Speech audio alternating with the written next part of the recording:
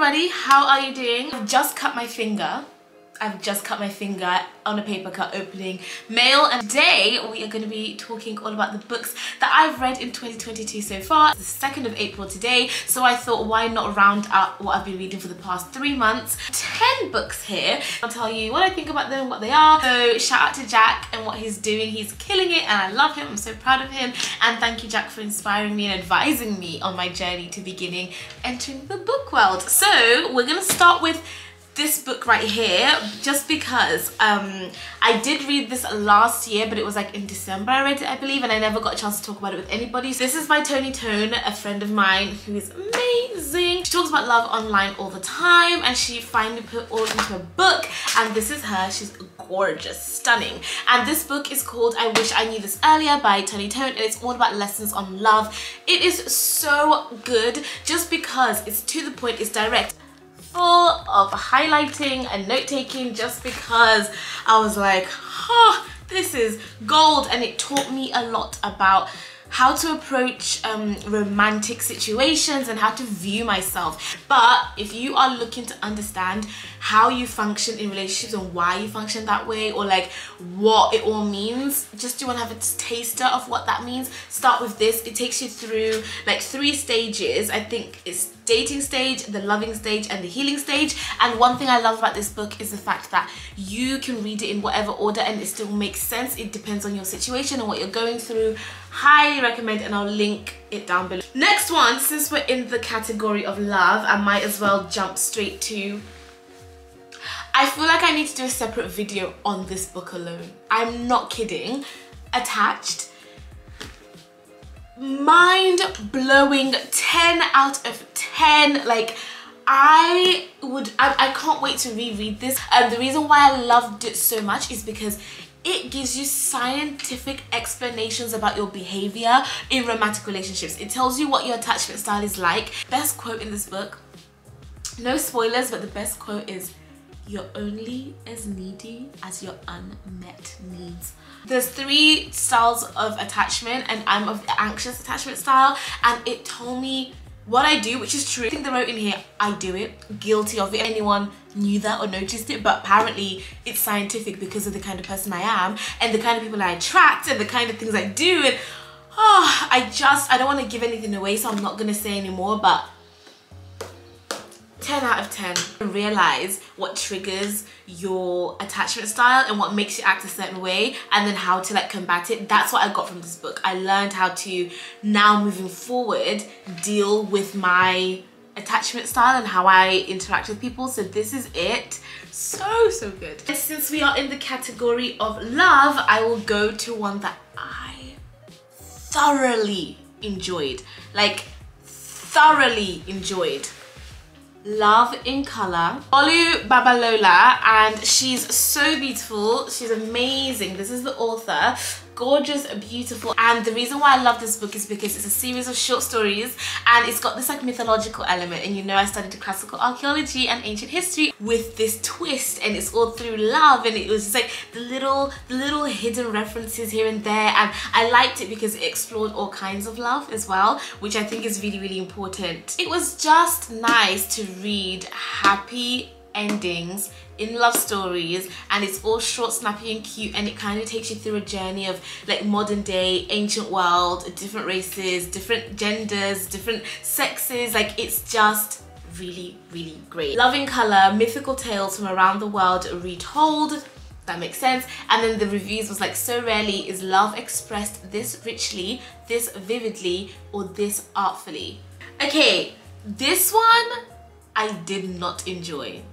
I'm going to be honest about it. I did not enjoy it, and I think that the author is amazing at what they do. They wrote really well. The book is well written. That I can't deny. However, I didn't like it. I did not like it. And do you know why I'm so sad that I didn't enjoy this book? It's because it was on my shelf for like years. I think for like 2 years or something, and it was such a beautiful cover. Like, you can see how stunning this cover is, right? And I was like, this is gonna be so good. Look at the cover, it's gonna be so good. Did not enjoy it. I couldn't get through it. I struggled to read it. Some of these books, this one took me like 3 days or 4 days. I think it was 3 days, 4 days, and I couldn't put it down. This took me like 18 because I was literally struggling to get through it. I was like, oh, I just don't feel like the story was strong. I don't feel like there was any, like, I just don't get the point. And there were so many repeated things. It was just like, oh, come on, let's get through it. And the love story, which is a bit meh. So yeah, for me, I honestly didn't enjoy this. Put that to the side. This one day, I absolutely have a big story about this. This is so funny. I started this book in like before the pandemic, and then I began it, got through a few chapters, put it down, forgot about it, picked it up again, forgot about it, picked it up, and it was just, and I looked at it this year and I thought, I need to finish that book. So it's taken me 2 years to read this actually, but I finished it this year finally. And when I got to halfway, and this is where I left off like a year ago, then I couldn't put it down. Like, this is just so beautiful. I don't want to watch the movie because I feel like it's gonna ruin what is so great about this book. It takes you throughout time. Basically, it's called One Day because on the 15th of July every single year they meet, or they're together, or we see a snapshot. So each chapter is the following year. So I think it takes us through like 20 something years. Yeah, I don't know, I think it's like 25 years or something that they take us through. The ending, if you've read this book, I didn't expect that ending. It made me cry. I was so upset. Like, why would they do that? Why would they do that? Like, I'm still not over it. I'm still not healed from the ending of this book. Okay, I'm gonna need therapy because of the ending of this book. Like, and you know what's so funny? I got up until like this point, yeah, and I was like, it's a beautiful love story, la la la la. And I was like, but wait, why are there a few more chapters? Like, why do we have any more pages? Like, what's gonna happen? Yeah, it happened. And I'm so mad, but I'm not the spoiler kind of girl. I'll never spoil a book for anybody, but if you want, you should read One Day. It is by David Nichols. I have a really bad tendency of never being able to remember the author's names, because obviously you see the author's name and then you read and you don't see it again until the end of the book. So trying to remember people's authors' names. The next book I'm going to discuss, this is quite ironic, but I did read my own book, and obviously I know my own book inside out. I am the author.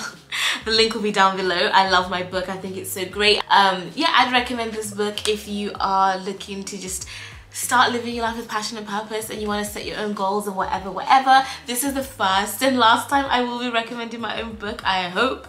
But yeah, I really love my book. Reading it back, even though I wrote it, obviously sometimes you might forget what you wrote. So reading it back, I'm like, this is really good. And if you can't read it, just get it as an audiobook. It's called Empowered by Kativhu. I read this book. It's called Feminism Interrupted. I mean, in terms of education, you're gonna learn a lot. It's not like the most thrilling book in terms of like the love stories or the, you know, but this book, it's to the point. It's really good for teaching you about different types of feminism, what it all means, the history of it, what's happening now, how politics plays a part into it, culture, society, race, gender, everything like that. This book covers it, and it covers it in such a succinct way that I think that these kinds of books should be in school curriculums, honestly. And it's called Feminism Interrupted by Lola Olufemi. This book is called It's Not About the Burka, and it's by Mariam Khan.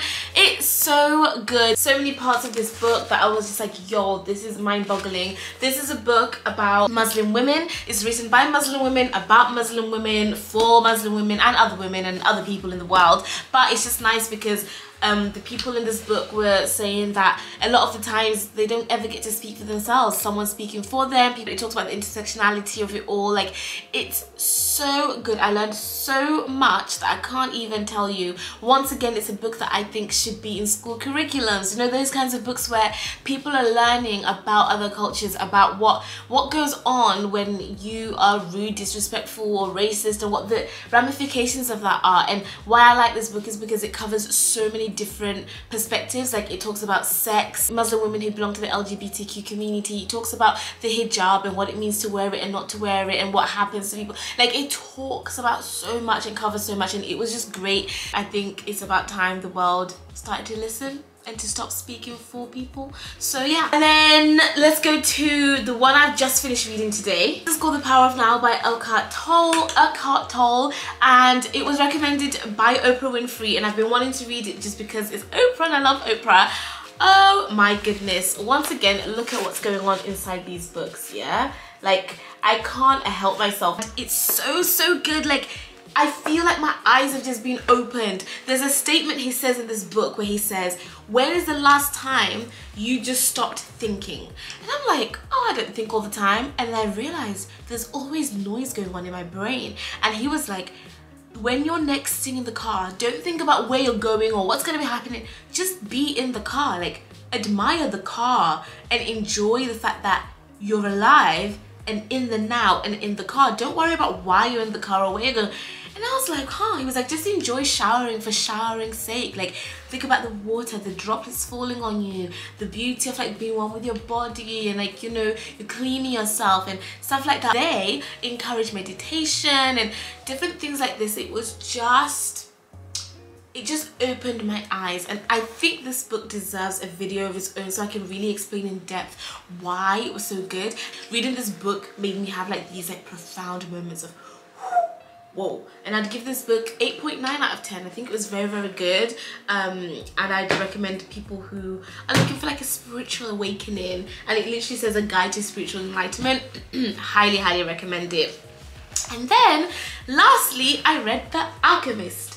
This book, do you know what, I'm not gonna say anything. I'm gonna leave it there and just say I'll do a separate video on this book, because there is no way I can say what I've got to say about this book in this video, because it's going to be too long. So the next video you'll see will be my thoughts on this book, if you want to see that, but I will not give the rating or ranking or thoughts. I'll just tell you that I've read it, and that's it. I read it, okay? And yeah, that is it. That's my little book haul of what I've been reading this year, and there you go. If you want to take a picture so that you can read any of them.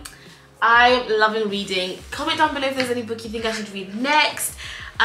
This is going to be a fun journey, guys. We're at the beginning of something new. I haven't chosen my first book of April yet. Hi guys, it's V, and this is totally random, but I just look really bad and I don't want to go on camera, but I'm running 10 kilometers for charity to raise money to help send 10 girls to school in Zimbabwe. I'm running that on the 6th of April, which is basically in what, 4 days, and we're trying to raise $1,000, and I would really appreciate it, like from the bottom of my heart, if anybody who could click on the link in the description box right now and go and donate. We are nearly at the target amount, so we're 80% there, which means that so far we can send 8 girls to school in Zimbabwe, and I would love nothing more than to be able to do more. And if you are interested, please click the link in my bio. Thank you, love you, bye.